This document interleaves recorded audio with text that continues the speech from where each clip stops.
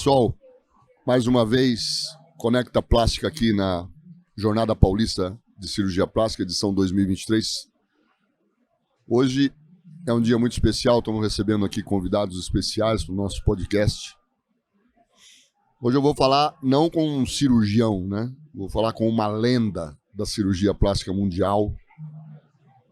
Um cara que é um amigo antes de tudo, um baita professor, uma pessoa que tem uma formação cirúrgica com um currículo que é indescritível, conhecido mundialmente, uma referência mundial na cirurgia plástica, um dos autores brasileiros que mais publicou até hoje, de uma lucidez cirúrgica, de um conhecimento da medicina e da cirurgia plástica, de uma profundidade exuberante, de uma alma generosa, um cara que está sempre pronto a ensinar, a receber as pessoas, a passar conhecimento.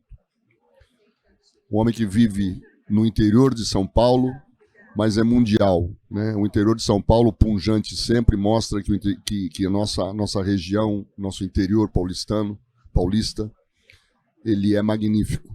Trata-se de Fausto, Dr. Fausto, professor Dr. Fausto Viterbo. Muito obrigado. Um homem que é uma lenda viva na cirurgia plástica mundial e que traz para nós e deixa para nós aqui agora esse prazer inenarrável de estar presente no podcast. Acho que é um dos momentos mais felizes que a Paga Medical e o Conecta Plástica, o professor Fausto, tem no momento em que ela está crescendo, o podcast está angariando mais espaço. Você é uma das figuras mais ilustres que a gente recebeu até hoje. Muito obrigado. E eu falo isso como cirurgião plástico, falo isso como empreendedor, falo isso como amigo. Tenho por você um carinho, um respeito incondicional por aquilo que você significa. Para nós é motivo de muito orgulho você estar aqui nesse podcast. Conta para nós aqui, porque as pessoas conhecem o professor Fausto Viterbo, mas não conhecem profundamente, ou pelo menos um pouco da história desse excepcional profissional que saiu lá do interior do Rio Grande do Sul, né? E se aventurou na cirurgia plástica ainda menino, né? Ainda com as ideias na cabeça, e hoje é mundialmente conhecido, respeitado mundialmente. Como é que começou a tua vida, Dr. Fausto? Conta para nós como é que começou a tua vida cirúrgica, conta para nós um pouco da tua origem. Eu nasci em Vacaria, uma cidade pequena no interior do Rio Grande do Sul. Hoje está com 65 mil habitantes. Eu tinha uns 7, 8 anos. Passava as férias na fazenda do meu avô, no interior de Vacaria. E era hábito dele fazer caçadas de veado. Então saíam aqueles cavalheiros, eles, os meus tios e tal, e caçavam os veados. Era um passatempo assim. E a criançada ficava em casa. Na noite anterior, a criançada ajudava a carregar aqueles cartuchos com chumbo e pólvora e tal. E meu avô se antecipou. Foi ele o empregado antes de sair os meus tios. E no descer do cavalo, lá durante a caminhada lá, descer do cavalo, enroscou a espingarda e disparou na coxa dele. E o empregado pegou, estava sangrando muito, pegou meu avô, botou no cavalo, deitado ali, já quase desmaiado, e voltou para a fazenda. Daí até arrumar um carro, até arrumar uma caminhonete de um vizinho, aquela coisa toda, e meu avô foi para a cidade. E daí a família toda depois foi indo também. Eu cheguei lá na hora que estava entrando o médico, o Dr. Vanderlei. Você menino, 7 anos. Menino, 7 anos. Entra o Dr. Vanderlei, família apavorada. Ele entra sorrindo, está tudo certo. Não pegou nenhum vaso importante, já está resolvido. Ele está bem, vai sobreviver muito bem, não vai acontecer nada e tal. Eu olhei em roda, assim, a devoção em relação àquele médico, assim, a possibilidade de alguém trabalhar dando notícias boas para as pessoas, entendeu? Aliviando o sofrimento das pessoas, isso, cara. Eu digo, puta, eu quero fazer esse negócio. Com 7 anos eu resolvi, eu quero ser médico. E sempre fui pensando em ser médico. Daí acabei fazendo medicina e tive a grande sorte de, durante a faculdade, no 5º ano de medicina, a gente tinha uns plantões no hospital público em Porto Alegre, e eu tive a grande sorte de lá conhecer o Dr. Silvio Zanini, que não me passava pela cabeça, então, fazer cirurgia plástica. Eu achava cirurgia plástica, só eu conhecia a parte estética, eu achava que era uma coisa supérflua, eu não perdi uma vida inteira estudando para fazer coisas tão simples, né? Conheci o Dr. Silvio Zanini, que era um cirurgião plástico especializado em face, deformidades congênitas e traumáticas da face. Ele só fazia isso. Mas com um alto nível. E eu me encantei por ele e com o trabalho que ele fazia. E daí eu conheci uma outra cirurgia plástica reparadora e com toda a sua importância, né? E daí, através dele, conheci o professor Psilax, fiz residência em São Paulo e sempre quis ser professor. Eu gostava de fazer pesquisa, eu queria ser professor, além de gostar de ensinar, eu queria fazer pesquisa. E daí durante a residência, eu já falei isso para o professor Psilax, e ele me liberava para fazer cursos durante a residência. Então eu conheci, por indicação, a Faculdade de Medicina de Botucatu, que tinha um laboratório de pesquisa muito forte. Então eu comecei a frequentar a pós-graduação ainda na residência. Você estava em São Paulo e na residência ia para Botucatu visitar? Eu ia na residência, pegava um ônibus, ia lá, assistia às aulas, voltava e tal. Então, quando eu acabei a residência em São Paulo, fazia um ano que eu já tinha contato com a faculdade, na pós-graduação e tal. E daí comecei a trabalhar em Botucatu, e no começo só na faculdade, né, fazendo só pós-graduação, como aluno de pós-graduação, mas logo me descobriram lá e me convidaram para atender na cidade, que não tinha cirurgião plástico na época. Então eu comecei a atender lá, mas assim por um período muito curto. A minha ideia era ficar ali até terminar o doutorado e voltar para Porto Alegre, onde o Dr. Zanini estava me esperando, e amigos, projetos de fazer voltar para suas origens. Voltar, né, para minhas origens, que lá que estava as minhas origens. Mas daí eu não consegui mais, eu fui me enraizando em Botucatu, principalmente pela faculdade, pelo aquele laboratório fantástico. Eu tinha uma ideia, eu ia lá, operava os ratos, eu tive a ideia da neurografia término-lateral, quer dizer, o mundo inteiro fazia neurografia terminal. O nervo ele tem 3 capas revestindo o axônio, como um fio elétrico com 3 capas. É impossível você fazer uma neurografia termino-lateral, não pode funcionar. Mas um dia eu tive a ideia, fui lá, operei os bichinhos lá no laboratório, deu super certo. Isso já faz 31 anos que tem essa neurografia. Foi quando você se tornou realmente, começou a se tornar essa referência mundial, né? Começando na microcirurgia, né? Da neurografia terminolateral. Você evoluiu para um outro estágio também, na cirurgia crâniofacial, e desenvolvendo novas técnicas e novas abordagens, né? Sim, sim. O que mudou na tua vida do momento em que você chegou na cidade de Botucatu com a possibilidade de desenvolver seu trabalho científico, aprofundar seu conhecimento científico, transmitir esse conhecimento científico, até o dia em que você publicou o seu trabalho e as pessoas começaram a te convidar para palestrar e a ensinar suas técnicas, etc. Como é que você sentiu, se você conseguir botar assim um espelho e ver o seu passado, aquele menino de 7 anos, vendo o avô sendo salvo, e aí você publica um trabalho que é reconhecido mundialmente, começa a ser convidado para palestras. Como é que fica o ego de um cara assim? Como é que você conseguiu lidar com isso? Eu sempre penso, Bashir, que eu tenho muita coisa pela frente ainda para descobrir, entendeu? Então eu acho que eu estou no começo. Eu estou muito no começo ainda. Esse é o segredo da humildade, né? Tem muita coisa pela frente para fazer, para que esse ego me atrapalhe um pouco. Por enquanto não atrapalha nada. Olha que imagem bonita, porque hoje nós estamos no momento da cirurgia plástica, nada. Cirurgia plástica que tem tantos jovens aí fazendo cirurgias que a gente considera cirurgias muito boas, mas a gente considera assim que é mais do mesmo, né? E com um glamour tão grande, nós estamos aqui com um mestre, com um homem que muda a cirurgia plástica mundial, dizendo que, olha, eu ainda não fiz tudo, não, eu tenho muita coisa para fazer, quero fazer muito mais coisa. Então, isso transmite para o seu interior uma certa humildade, né? Fala assim, bom, eu tenho que continuar produzindo, né? Tem muita coisa ainda para fazer, muita coisa para inventar, e você sabe disso. Não, a gente tá junto. Agora é interessante que as ideias que o professor Fausto tem, elas são ideias singulares, mas o homem é um Midas, viu? Ele faz um negócio, aí ele fala ali na esquina, olha, eu estou fazendo tal coisa. E imediatamente a gente recebe ligação da Índia, do Paquistão, da China, dos Estados Unidos. Fausto, doutor Fausto, professor Fausto, eu quero material do professor Fausto.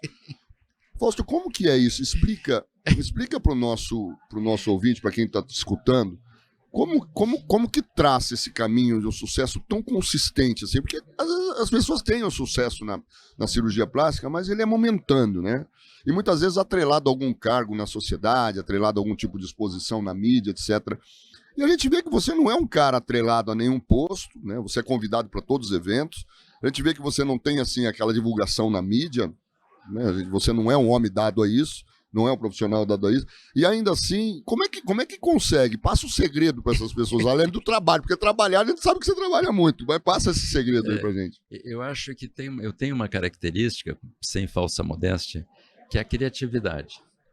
Tudo que eu estou fazendo, se eu estou parado aqui agora, se eu ficar 10 minutos parado olhando para ali, eu vou começar a analisar, eu digo, puxa, aquilo ali podia ficar melhor. Tem como melhorar aquela televisão, talvez botar mais ali, fazer uma coisa, entendeu? É uma coisa minha. Então, toda a cirurgia que eu faço, termina a cirurgia, eu digo, poxa, essa cirurgia dá para fazer melhor. Se eu tivesse tal instrumento para afastar em tal lugar, descolar aquela coisa ali e fazer assim, ela vai ficar melhor. E daí eu já começo a pensar naquilo ali, entendeu? E até que eu desenho um instrumento e faço. E normalmente são coisas muito simples. Por exemplo, um exemplo bem banal, assim, das coisas mais simples que talvez eu tenha criado, que tiveram uma repercussão mundial enorme. Quer dizer, elevação da sobrancelha e remodelagem da sobrancelha. É uma queixa dos pacientes extremamente antiga. E antigamente, qual era o tratamento? Um corte no meio do couro cabeludo, descolava toda a testa, tracionava, e subia a sobrancelha, mas não remodelava, mas subia. Baita de uma cirurgia. Né? Baita de uma cirurgia, perdia cabelo, ficava com alteração de sensibilidade, a testa aumentava. A gente olhava aquelas mulheres operadas, a testa ficava enorme, aquilo ali é um sinal de envelhecimento, assim, né? E daí foi evoluindo, criaram a cirurgia endoscópica, que foi uma revolução, quer dizer, 3 cortes no couro cabeludo, entra com endoscópico, um instrumento caro, mas tudo bem, não é factível o cirurgião comprar. Entra, solta todo o periósteo, dá pontos por dentro, puxa e tal. Quando eu vi isso, eu entrei de cabeça. Eu fui para os Estados Unidos aprender com quem estava introduzindo isso, que era o Oscar Ramírez, que eram muito amigos. E voltei para o Brasil fiz 2 anos só cirurgia endoscópica.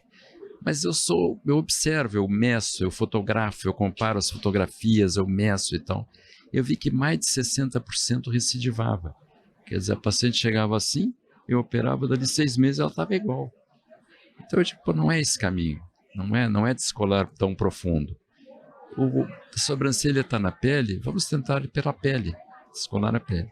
Então eu comecei a fazer uma incisão no couro cabeludo menor, descolar a pele e tal. Descolar com tesoura mesmo. Com tesoura mesmo. E depois comecei a fazer pela pálpebra. Então fazia uma incisão na pálpebra, descolava toda a pele e dava uns pontinhos pela sobrancelha.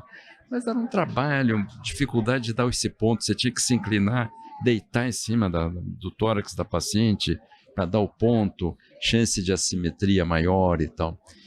Daí eu tive uma ideia um dia de fazer uma pequena incisão e soltar toda a pele. Então peguei uma cânula, alguma coisa, mas uma dificuldade de instrumento. E daí comecei a pensar e desenhar, e para quem que eu falei? Bashir. Bashir, estou com uma ideia assim, mas eu preciso de um instrumento. Como é que você quer? O que você quer? Eu quero um instrumento assim, que tenha torque para descolar uma pele, que seja reto, curvo e angulado. E deixa comigo. Em poucos dias, você já me ligou, já me mandou lá, testa esses aí. Eu peguei, porra, é exatamente isso que eu quero, cara, exatamente isso. Ele já fez o cabo azul para ficar diferente de tudo que tinha no mercado. E hoje é uma alegria, rapaz. Eu estou num congresso, quando eu vi aparece aquele cabo azul lá, descolando, eu digo, olha lá, rapaz. Vários profissionais do mundo inteiro fazendo palestra com o produto desenvolvido por você. Azul, feito na Faga, numa empresa brasileira, desenvolvido pelo Dr. Fausto. Exatamente. E minimizou o procedimento, né? Esse brow lift agora está uma coisa... Virou muito todo fácil, mundo faz, né? Todo mundo faz, é fácil.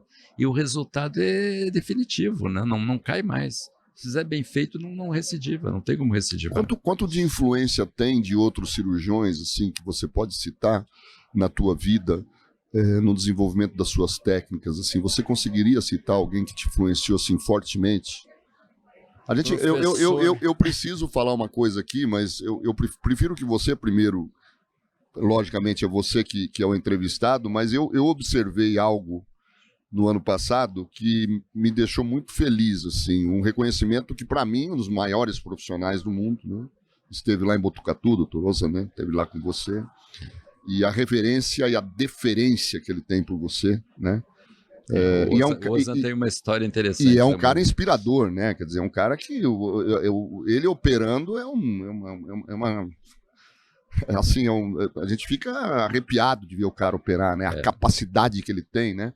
E ele reverenciando o Dr. Fausto Viterbo, quer dizer, um homem dessa envergadura, né? Que está lá em El Paso, no Texas, né? Mundialmente conhecido, né? Um cara que o mundo inteiro respeita, foi até Botucatu. Até Botucatu, no interior de São Paulo, num evento promovido lá pela Sociedade Brasileira de Cirurgia Plástica Regional São Paulo, que é o nosso encontro do interior. Ele fez lá 4, 5 cirurgias lá ao vivo e foi assim, um homem mundial. Porque você o convidou e porque ele tem essa deferência. Mas além dele, quem assim você pode citar? Eu cito um grande apoiador, eu diria um apoiador, Dr. Jorge Miguel Psilax, professor Psilax. Incrível, né? Foi meu professor. O professor Psilax, ele tinha essa visão. Ele saía de um congresso e dizia, puxa, aquilo ali dá para melhorar, Fausto. Ele é muito inovador também, né? Também, muito inovador. E daí isso aí, e ele me estimulava. Tanto é que eu era residente e fui liberado para fazer pós-graduação. Dificilmente, o residente não sai, tem que fazer trabalho, tem que ser mão de obra ali. Ele enxergava. Então, todas as minhas ideias, eu falava para ele ficava assim, puxa vida, mas isso aí é muito legal, pô, isso aí é muito interessante, olha só. O retalho de oblíquo que eu estava estudando lá com ele, nossa, ele sempre me estimulou muito. Então, eu acho que ele foi um incentivador muito grande. Norte, né? Um cara que realmente deu assim uma sustentação acadêmica para você seguir nessa ideia, né? E a história do Ozan Sozer, que você está falando, é muito interessante, porque o Ozan é um cirurgião completo na cirurgia estética, né? E a gente conheceu o Ozan de longe e tal.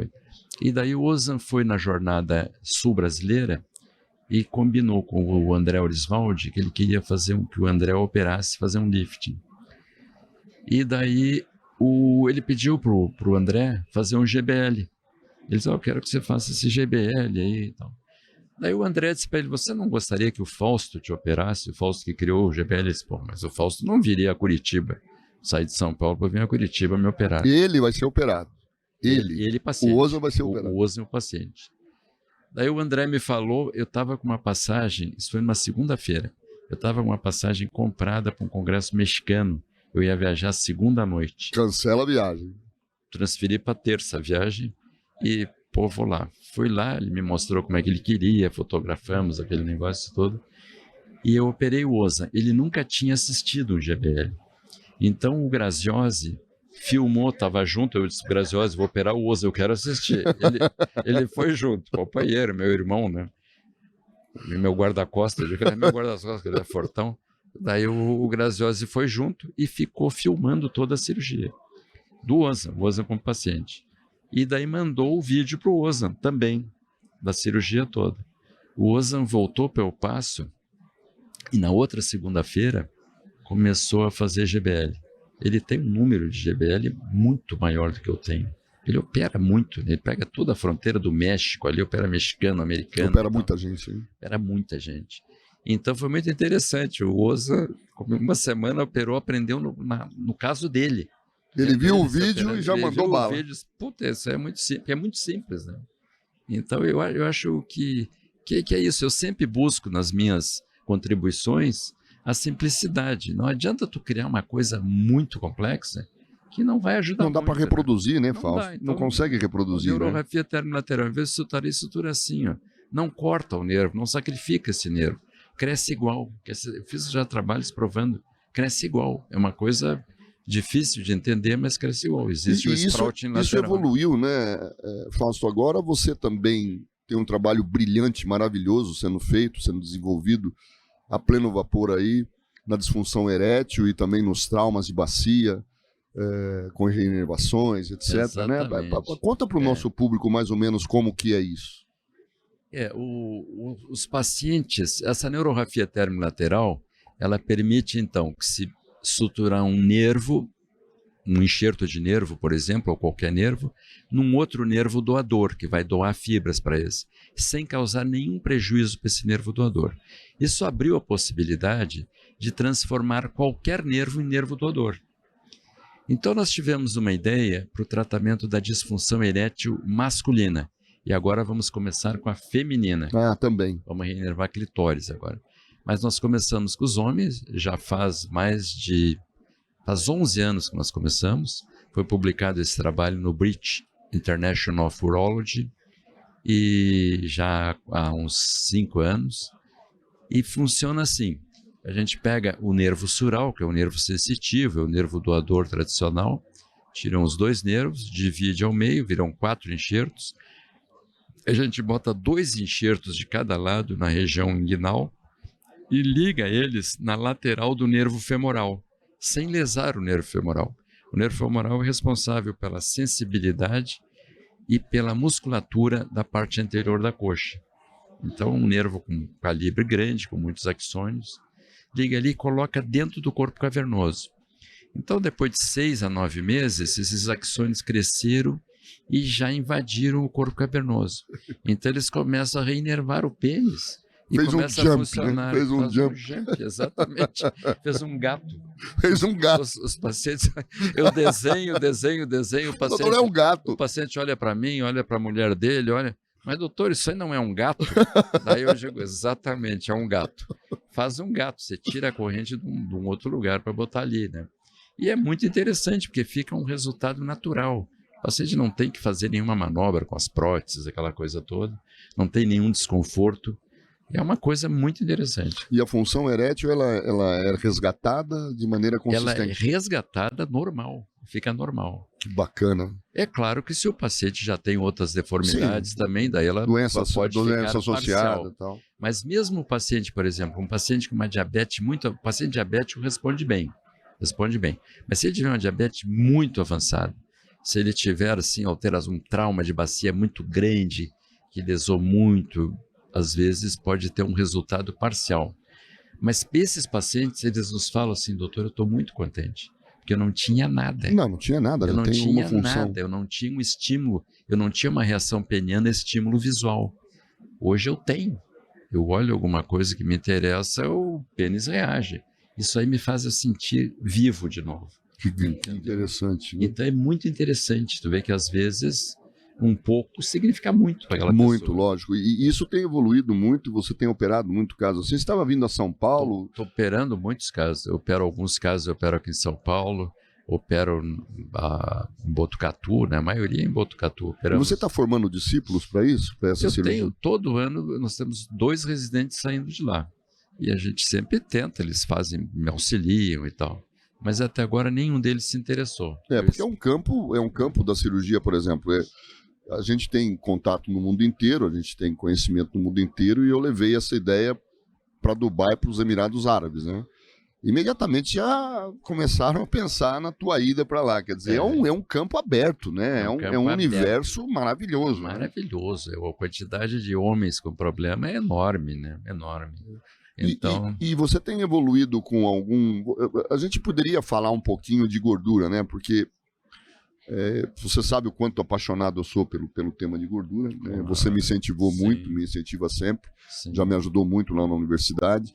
E eu me lembro muito bem que nos primórdios ali dos anos 2000, você foi o primeiro docente, na verdade, membro da Sociedade Brasileira de Cirurgia Plástica, vamos dizer assim, do corpo docente da Sociedade Brasileira de Cirurgia, que junto com o Dr. Itamar, vocês montaram o primeiro curso de células-tronco mesenquimais derivado de tecido adiposo em Botucatu. Eu me lembro como se fosse hoje isso. Exatamente. Ainda estava ali chegando em Bauru. No auditório da minha clínica. No auditório da sua clínica. Já teve gente do mundo inteiro. Do mundo inteiro. Há um bom tempo atrás, quando estava todo mundo ali engatinhando ainda.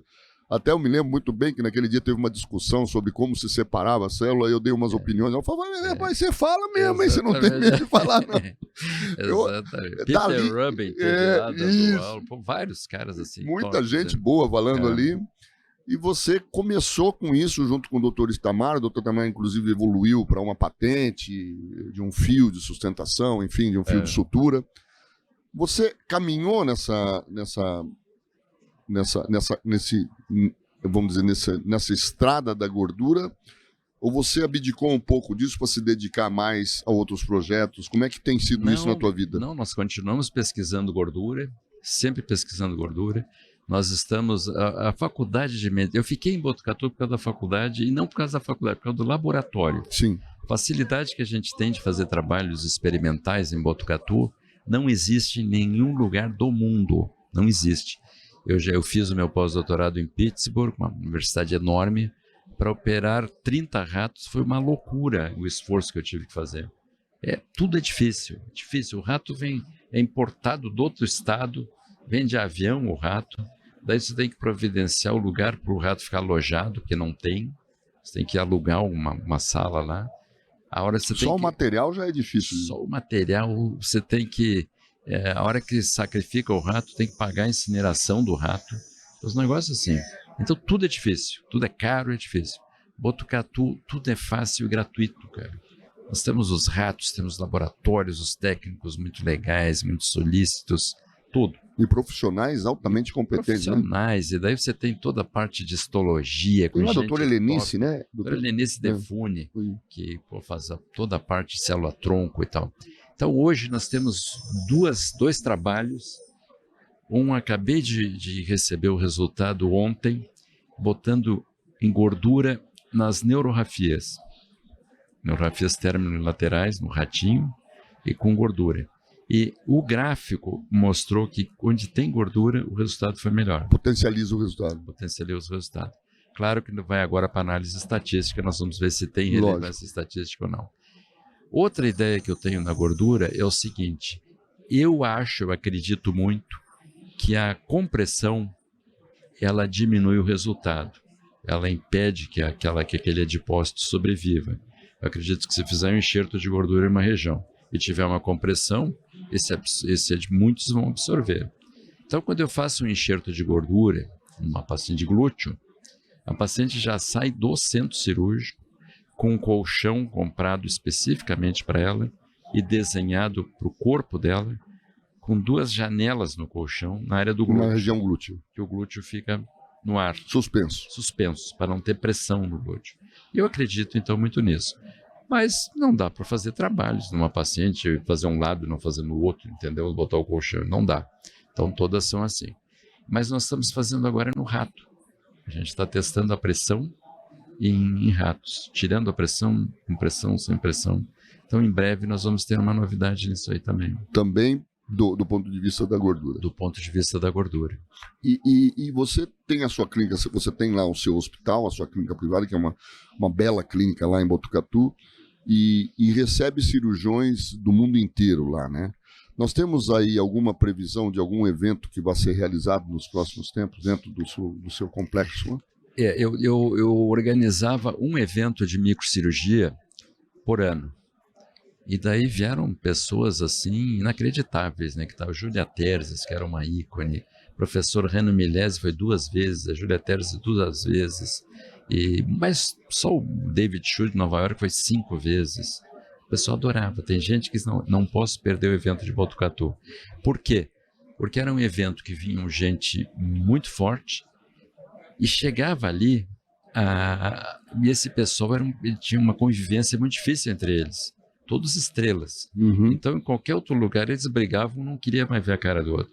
Como Botucatu é uma cidade pequena, só tinha um hotel, mais ou menos. Eles eram obrigados a conviver. Eles eram obrigados a ficar todos no mesmo hotel. Eles tinham que conviver no café da manhã, no almoço, no jantar e durante as discussões. Então, eles se acalmavam, entendeu? E quando um pegava mais forte, eu olhava pro cara, meu amigo, Pô, também para com Botucatu, para com isso. Então, no fim, eles ficaram amigos. Muita gente que era inimigo ficaram amigos lá. E a discussão era muito leve, então teve muitas ideias. Então o pessoal fala, o Daniel Labé, por exemplo, da França, ele veio em todos. Ele disse, o único evento que eu não perco, eu cancelo o casamento de filho se precisar, mas eu não posso perder. Ele tem uma deferência muito grande por você também. É meu irmão. Mas então ali foi uma coisa muito interessante. E então, tem previsão de uma nova edição? Não, ainda não. Eu tenho que me organizar, talvez no ano que vem. Mas uma coisa que eu vou criar agora, que é o seguinte, o GBL é uma técnica muito simples, que usamos os descoladores fabricados pela Faga, que eu já falei, e falei ontem aqui, eu dou aula toda hora. O número de cirurgiões que aderem é muito baixo. Por quê? Porque você tem que palpar, você tem que descolar no plano certo, descolou mais pode ter lesão de nervo, descolou, então tem vários detalhes. Não é todo mundo que é um user só, né? Não é todo mundo. Não é todo mundo que tem essa capacidade de pegar ali. Então, o que eu percebi? O pessoal é muito cuidadoso, que é uma coisa muito boa, e tem receio de fazer assim sozinho. Então, eu vou criar um curso permanente agora de hands-on em GBL. Que fantástico, Fausto. Fantástico. Então vai Porque ser... é uma cirurgia muito tátil mesmo, né? Quer dizer, ela é de muito feeling, então, de muita sensibilidade. Eu tenho 2 salas lá na clínica, como é que vai funcionar? Isso é um plano e toma, já tem até data marcada para começar. Quer dizer, vão ser para 4 alunos. Num dia, 4 alunos. Pegar uma sexta, um sábado, dedicar a isso.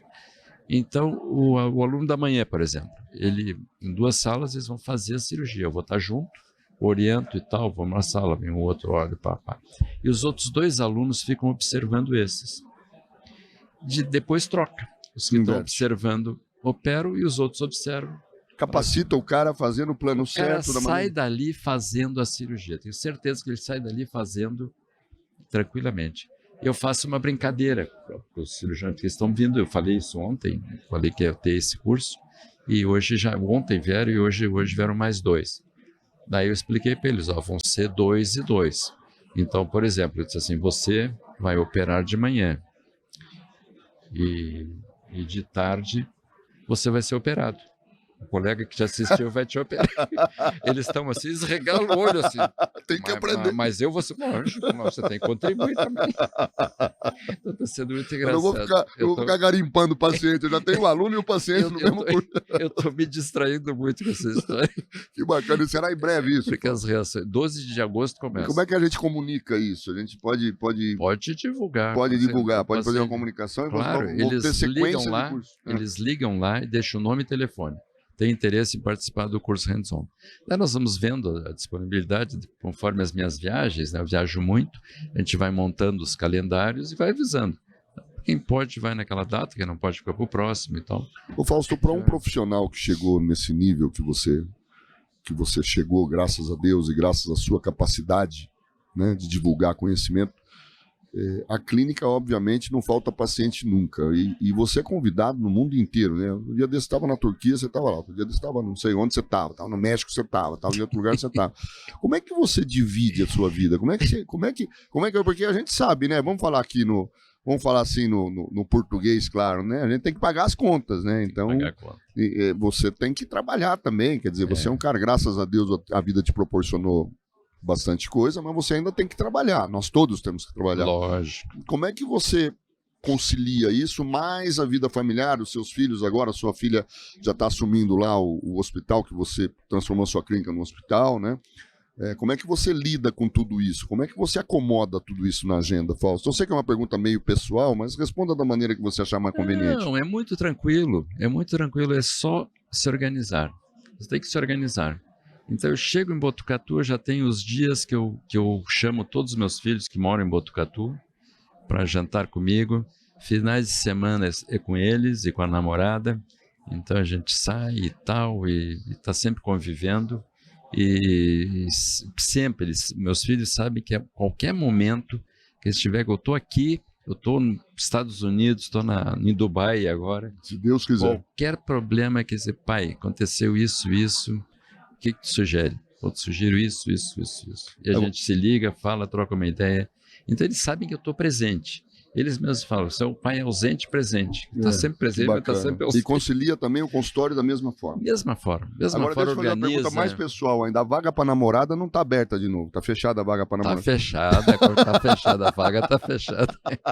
Continua. Pô, não é namorador. 8 anos de namoro, 8 anos de namoro. Mas é bom, né, Fausto? É bom, né? É bom, porque a gente tem que ter sempre uma companheira, tem que ser alguém do lado para dar suporte, né? A vida é assim, né? A vida é muito boa.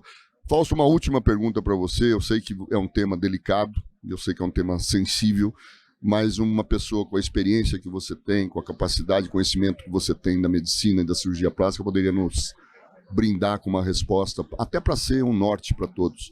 Existiu aí uma diáspora, né, de cirurgiões plásticos, uma certa divisão na Sociedade Brasileira de Cirurgia Plástica, novas tendências, tecnologias e maneira de se comunicar totalmente diversa daquilo que a gente foi criado e aprendeu, né? E isso causou um certo desconforto na geração sua, na minha geração, e houve uma certa recusa em aceitar esse momento de avanço tecnológico, etc. Mas é imperativo, não tem como fugir da tecnologia, não tem como fugir da evolução natural, né? Claro. Você tem uma sugestão para que haja uma conciliação e para que haja um momento de entrelaçamento de ideias e união para fortalecer mais a Sociedade Brasileira de Cirurgia Plástica e fortalecer, acima de tudo, o cirurgião plástico brasileiro? O que você pensa desse tema? Eu acho que todos nós temos que evoluir. Tem que evoluir. Hoje, o que está acontecendo? Vou traduzir o que você falou, que algumas pessoas não vão entender.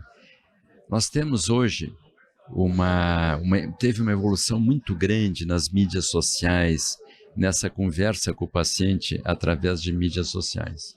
O cirurgião plástico se comunicando diretamente. Diferente do passado, que não existia isso. O paciente imaginava que aquele cirurgião fazia uma coisa, ele consultava com aquele, não, eu não trabalho com isso, procura o fulano. Era assim, indicações diretas de médicos para médicos. Só que tudo evoluiu. E os Estados Unidos foi sempre o campeão e o primeiro a fazer essas novidades. Então, nos Estados Unidos, o paciente ele abre um Facebook, um Instagram, qualquer coisa, e ele está vendo lá os resultados daquele médico. Não adianta o médico dizer, eu sou bom de nariz, mas ninguém viu o resultado. Tem que provar, dele. tem que mostrar. Tem que mostrar. Então, eles mostram pré e pós de nariz. Eu trabalho muito com paralisia facial, uma das coisas que eu gosto muito, e eu operei segunda-feira aqui em São Paulo, no Einstein, uma menininha de 1 ano e 7 meses de paralisia facial, que mora onde? Estados Unidos. Veio aqui para operar comigo. Consultou vários colegas lá, os caras, Brasil, Fausto, que eu tenho uma técnica nova que reinerva o músculo e a criança fica ótima, se operar precocemente. Mas ninguém sabe, entendeu? Então o paciente, a família sai, chega aqui a criança com 6 anos. Vamos operar, mas com outra técnica que não é tão boa. Se ela operasse com 1 ano e 7 meses, ela ficaria ótima. Entendeu? Mas essa informação não chega no paciente. Você não tem como fazer chegar. Eu publiquei na melhor revista do Plastic, e essa paciente que chegou para mim achou essa matéria. Ela achou essa reportagem, consultou os cirurgiões nos Estados Unidos, consultou um primeiro especialista em paralisia facial em Miami, falou com o cara, e esse cara já tinha lido o artigo. Isso porque a família se interessou em buscar artigo científico para descobrir qual era o tratamento. A mãe é fisioterapeuta e tal. Foi lá e buscou. Buscou o artigo. E chegou para esse colega de Miami e disse, olha, o que o senhor acha dessa técnica? Ele leu, porra, isso aqui não existe aqui. Isso aqui é a maior novidade que tem. Você tem que operar com esse cara. Daí consultou um outro cirurgião, 1 hora de consulta, esse cara é muito legal, gente muito boa, meu amigo, teve em Botucatu, e ele de Houston, E ele explicou tudo. Eu vou tirar um músculo daqui, um gracilis, eu boto aqui, para ali, para nós tomamos artéria, a veia, não sei o quê. Terminou a consulta, ela disse assim, e o que o senhor me diz desse artigo? Ele olhou, Fasto, Botucato, já estive em Botucato, num curso que o Fasto organizou em Botucato, não sei o quê, pô, deixa eu ler o artigo. Leu o artigo, olhou para mim, vai lá com ele. Vai lá com ele, vai lá com ele. Ele disse assim, go for it, go for it. Entregou o artigo e disse, encerrou a consulta. Eles vieram. Então, mas o que eu quero chegar aonde? Nós temos que usar essa facilidade da mídia para chegar nesse paciente. E não só em paralisia facial, em qualquer área. Então, eu sou totalmente a favor que o cirurgião plástico coloque na mídia pré e pós-operatório. Olha aí, ó. Que muita gente é contra. Entendeu? Por quê? Porque nos Estados Unidos... Acha que vão vulgarizar, acha que vai... Não, se for feita uma coisa séria, ética, né? Uma coisa ética, que não pode ter manipulação de fotos. Mas a sociedade, ela poderia permitir isso e fiscalizar isso.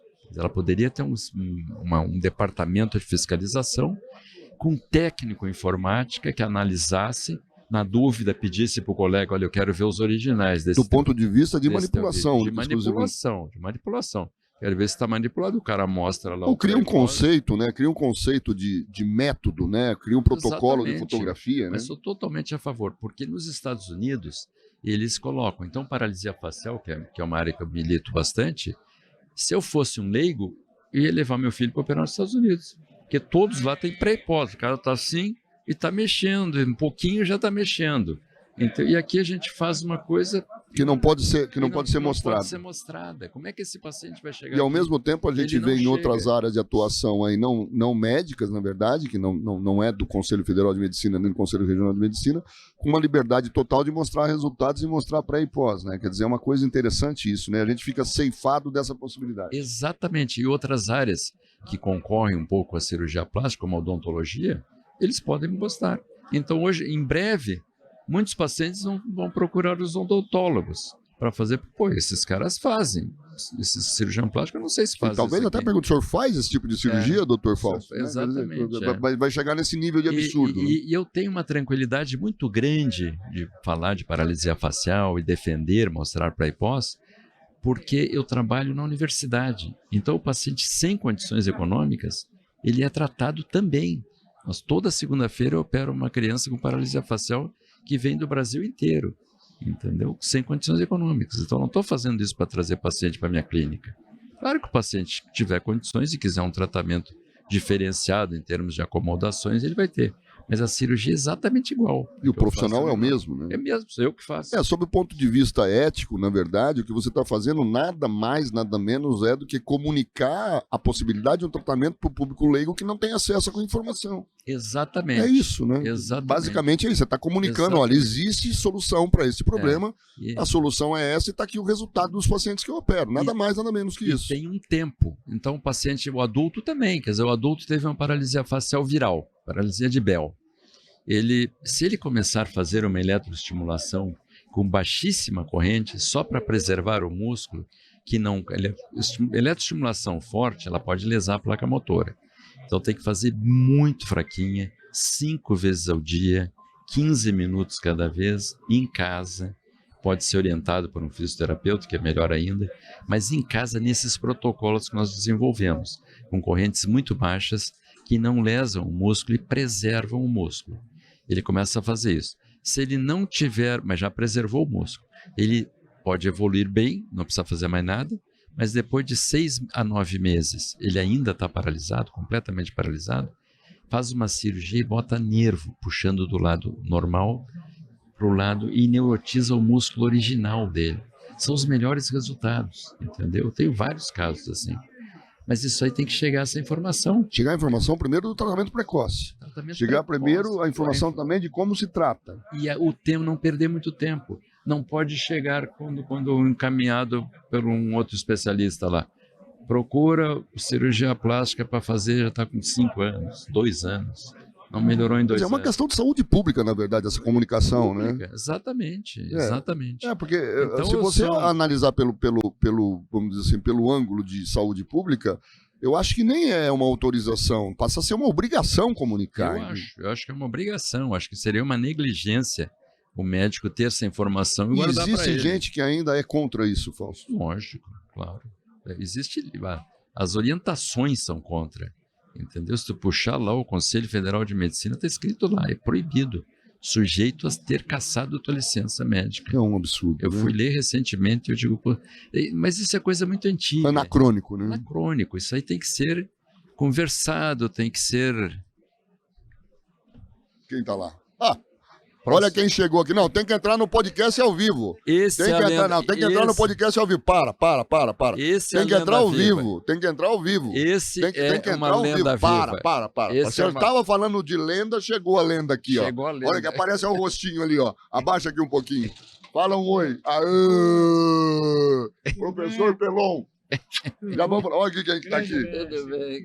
Você convidou o Fausto, eu e a Fabiana, nós não vamos te perdoar jamais. Dá para não cair lá para trás. Não vamos te perdoar jamais. Puxa a cadeira aqui pro professor Pelon. Você convidou o Fausto para andar de barco no seu iate. Você convidou o Fausto para passear em Angra no seu iate. E ainda teve a pachorra de ligar para mim de alto mar, para dizer o que você estava fazendo lá. Você não tem vergonha de fazer isso com quem você chama de amigo? Mas não falou, eu não liguei pro Fausto. Eu não liguei pro Fausto na hora. Nós estamos tratando aqui de alguns... Nós estamos tratando aqui o entrevistado é o Fausto. Que bom que você chegou, estava achando que você não vinha. Nós estamos tratando aqui de alguns temas, já estamos encerrando, porque o tempo já está explodindo. Você vai ser entrevistado já, você vai conversar com o nosso público já. Mas eu estou do lado aqui de duas pessoas, de dois amigos, de dois seres extraterrestres da cirurgia plástica mundial. O professor Marco Aurélio Pelon, o professor Fausto Viterbo. Nossa Senhora, eu não sei nem o que falar, estou energizado aqui. A gente está encerrando com o Fausto. Pelon, que bom que você veio. Você poderia dar só uma pinceladinha sobre esse homem aqui, o que você fala dele? Porque ele é a estrela do show agora. Sim, o Fausto é um cara internacional, né? De uma criatividade muito grande. Tem vários trabalhos publicados e técnicas pessoais dele que mudaram, inclusive... Não é a minha área, mas eu sei que mudaram alguns conceitos da neurocirurgia, da microcirurgia do nervo, baseada na anastomose termolateral, né? Isso aí, que não se acreditava, e o Fausto Viterbo, como um bom brasileiro, né? Provou que a gente tem criatividade. O Fausto acabou de matar a cobra e o Pelon mostrou o pau aqui. Porque...